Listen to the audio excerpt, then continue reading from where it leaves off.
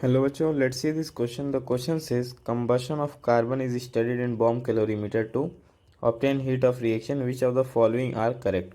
Option number A, the value obtained show change in heat enthalpy. Option number B, the value obtained show change in internal energy. Option number C, the volume remains constant. And option number D, the pressure remains constant.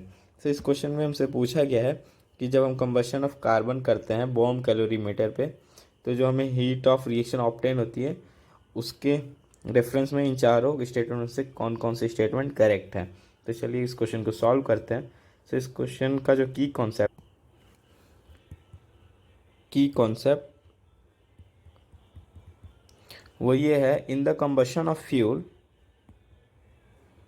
In the combustion of fuel और carbon occurs under the constant volume.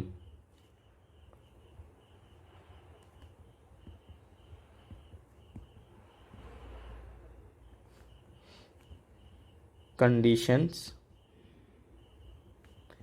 in the bomb calorimeter.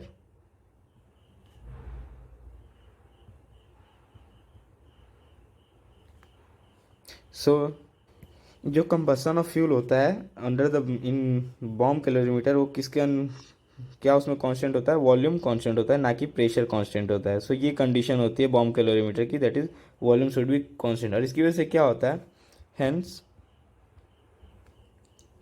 The internal energy of combustion, internal energy of combustion is a direct measure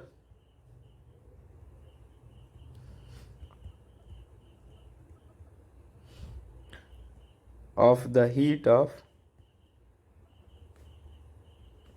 combustion in an engine.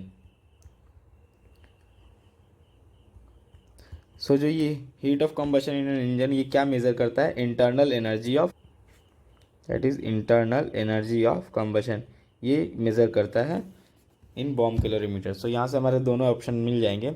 So the correct option to this question is option number B, the value obtain shows change in internal energy, and option number C, that is the volume remains constant. I hope you understood it well. Best of luck.